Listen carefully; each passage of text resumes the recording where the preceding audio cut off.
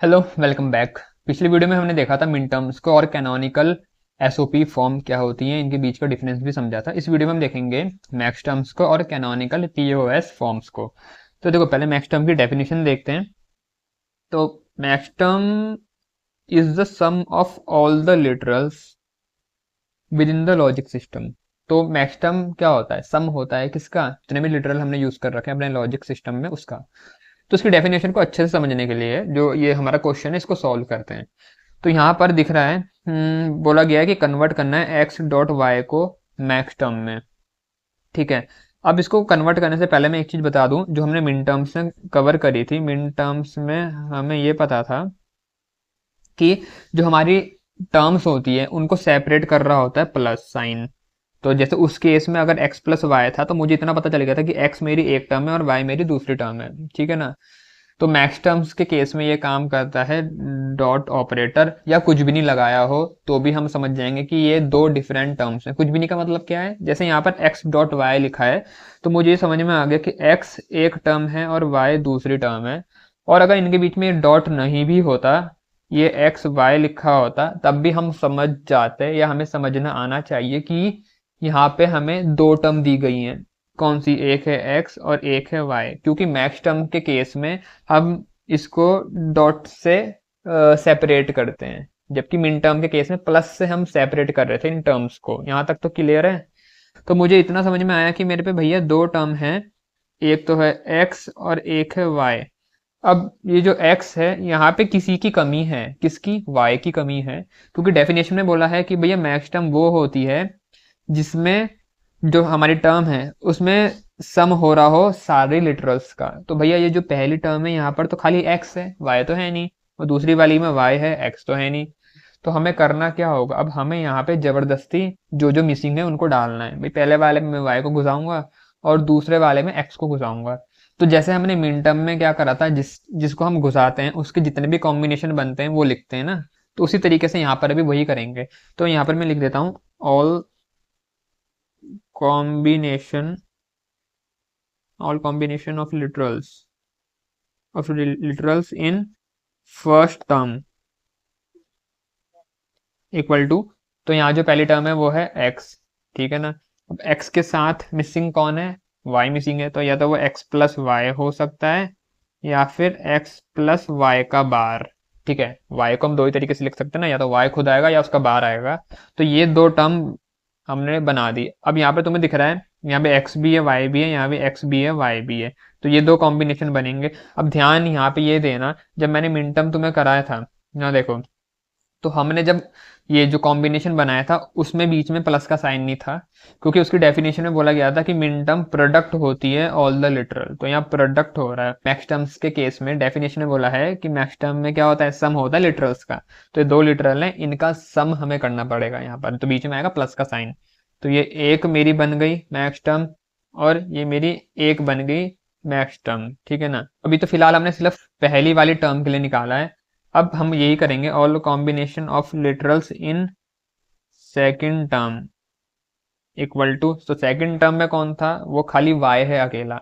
तो y के साथ मैं क्या डाल सकता हूँ? भाई दो ही तो हम लिटरल है हम पे, x और y। तो x को डालूंगा, और x के दो दो वेरिएंट आ सकते हैं। एक तो वो खुद आएगा, तो ऐसा आएगा x प्लस वाई, या फिर x के सर में बार, x के सर में बार प्लस y। ये दो कॉम्बिनेशन बन सकते हैं ना, या तो x खुद आया या उसका बार वाला वेरिएंट आया।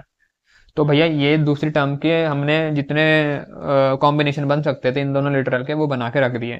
अब तुम्हें पता है इसके बाद हमें तीसरे स्टेप में क्या करना होता है? हमें इन सबको क्या करेंगे?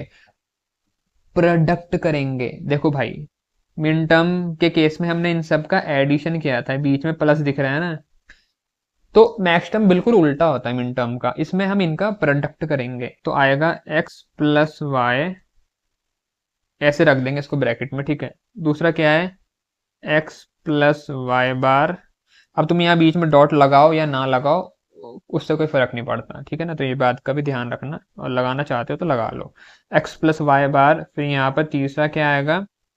x प्लस वाई, और चौथा है तुम्हारा x बार प्लस वाई।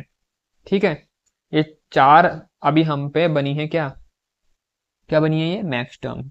अब इनमें से मुझे डुप्लीकेट रिमूव करना है। एक्स प्लस वाई 2 बार आ रहा है तो उसको एक बार लिखेंगे, तो ये आया एक्स प्लस वाई।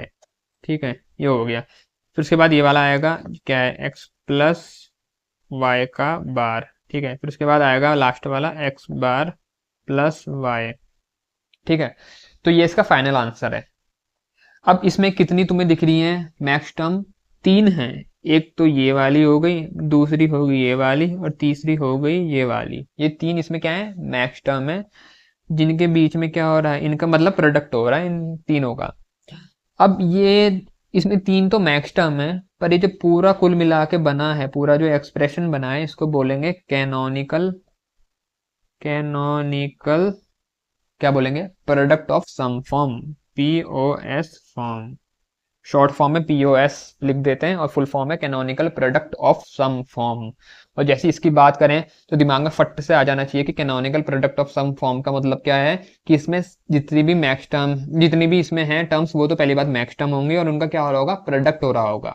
तो इसकी डेफिनेशन में यही बोला जाता है, क्या बोला जाता है, कि canonical product of sum form वो होती है जिसमें हमने किसी बुलियन एक्सप्रेशन को इस तरीके से रिप्रेजेंट करा है कि उसमें सारी टर्म्स, पहली बात तो मैक्स टर्म है और उनका प्रोडक्ट हो रहा है।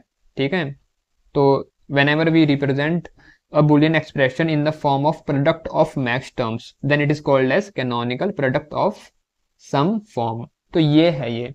तो इन दो के बीच का जो डिफरेंस होता है पता होना चाहिए, कैनोनिकल प्रोडक्ट ऑफ सम का और मैक्स टर्म का, क्योंकि बच्चे इसमें ही कंफ्यूज हो जाते हैं। तो मुझे उम्मीद है यहाँ तक समझ में आ गया होगा। अगर ये समझ में आ चुका है तो आगे बढ़ते हैं और ये वाले क्वेश्चन को सॉल्व करते हैं। तुम भी इसको मेरे साथ सॉल्व करना, इस क्वेश्चन को। ठीक है, तो देखते हैं कितना समझ में आया है। तो पहली बात तो ये है, यहाँ पर ये देखना सबसे पहला काम कि टर्म कितनी है मेरे पास यहाँ, और टर्म किससे हम डिवाइड कर रहे होंगे, डॉट से सेपरेट कर रहे होंगे, या जहाँ पर तुम्हें दिख रहा है प्रोडक्ट हो रहा है तो समझ जाओ कि वो दो अलग अलग टर्म हो रही हैं। तो भाई यहाँ पे एक ए तो है और एक ये बी प्लस सी है, ये दो अलग टर्म हैं। ठीक है, तो सबसे पहला काम क्या होता है, टर्म को ढूंढने के बाद मुझे सारे कॉम्बिनेशन बनाने होते हैं हर एक टर्म में। तो all combination of literals in first term. तो फर्स्ट टर्म तुम्हें पता तो है ना कौन है, खाली ए है अकेला। तो ए अकेला है, बट मेरा जो ये क्वेश्चन है इसमें टोटल लिटरल कितने हैं, इसमें ए भी है, इसमें बी भी दिख रहा है, इसमें मुझे सी भी दिख रहा है। तो अब तुम बताओ मुझे, अब कितने कॉम्बिनेशन बन सकते हैं। देखो, ए है लेकिन बी और सी साथ में इसके नहीं है, तो ऐसा आ सकता है ए प्लस बी प्लस सी, एक तो ये बन जाएगा। फिर से ए तो है मेरे पास,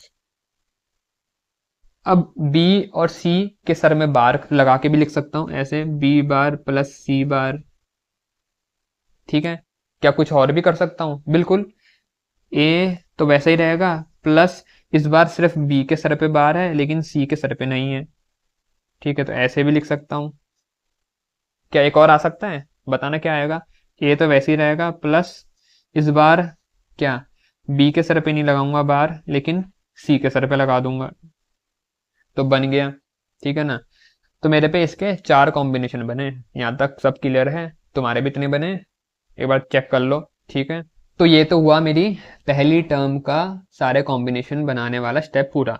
अब हम करेंगे all combination of literals in second term equal to, वहां बी प्लस सी है, वहां मतलब बी और सी है, तो कौन नहीं है वहां, ए नहीं है। तो ए नहीं है, अब ये दो ही तरीके से आ सकता है, या तो ये खुद आएगा या ए का बार आएगा। तो मैं अगर यहाँ लिखूँ तो ऐसे लिख सकता हूँ, ए प्लस बी प्लस सी। तो पहला कॉम्बिनेशन तो ये बना, दूसरा क्या बनेगा, ए का बार प्लस बी और प्लस सी। ठीक है, जो पहले से रहते हैं ना तो वो तो वैसे ही आते हैं, उनमें हम छेड़खानी नहीं कर सकते। जो मिसिंग वाला होता है, जो हम अपने आप से डाल रहे हैं, तो उसके बनते हैं जितने भी कॉम्बिनेशन है। समझ में आ रहा? तो यहाँ पर ये दो ही सिनेरियो बनेंगे, ए प्लस बी प्लस सी और ए का बार प्लस बी प्लस सी।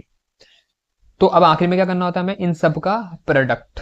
तो इन सब का जब मैं प्रोडक्ट करूंगा तो ये बना ए प्लस बी प्लस सी, ये तो पहला वाला हुआ। फिर दूसरा है ए प्लस बी का बार प्लस सी का बार। फिर तीसरा हुआ ए प्लस बी का बार प्लस सी। फिर चौथी वाली क्या है, ए प्लस बी प्लस सी का बार। उसके बाद और भी कुछ है, हाँ ये नीचे दो और भी हैं, वो क्या है, ए प्लस बी प्लस सी, ठीक है। फिर उसके बाद है ए का बार प्लस बी प्लस सी। ये हुआ। अब इसके बाद क्या करना है, हमें डुप्लीकेट हटाने हैं। बताना जरा डुप्लीकेट कौन कौन से हैं। ए प्लस बी प्लस सी यहाँ भी है, ए प्लस बी प्लस सी यहाँ भी है, तो ये हटेगा और एक ही बार आएगा, ए प्लस बी प्लस सी।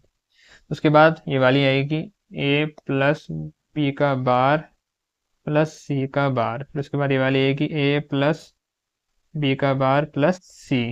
फिर उसके बाद ए प्लस बी प्लस सी का बार। फिर उसके बाद कुछ और भी है, एक और है, ए का बार प्लस बी प्लस सी। ठीक है, तो एक दो तीन चार पाँच, यहाँ पर पांच क्या है, मैक्स टर्म है। और इन पांच मैक्स टर्म का जो एक कलेक्टिव एक्सप्रेशन बन रखा है, ये जो पूरा पूरा ये जो है, इसको क्या बोलेंगे, ये है canonical POS form, canonical product of sum form, जो पांच मैक्स टर्म्स के प्रोडक्ट से मिलकर के बनी है। यहां तक क्लियर है? और यही आंसर आ रहा है तुम्हारा भी, ठीक है। अगर ये आंसर आ रहा है तो बहुत अच्छी बात है, और अगर ये नहीं आ रहा है, कुछ गलती हुई है, तो इसको थोड़ा बैक करके फिर से देखो। फिर भी समझ में नहीं आता तो मुझसे कमेंट करके पूछ सकते हो, ठीक है। तो मुझे उम्मीद है कॉन्सेप्ट समझ में आ चुका होगा कि कैसे मैक्स टर्म हमें बनानी होती है और क्या कैनोनिकल पीओएस फॉर्म होती है। वीडियो अच्छी लगी है तो लाइक कर देना। फिर मैं मिलता हूँ तुमसे नेक्स्ट वीडियो में।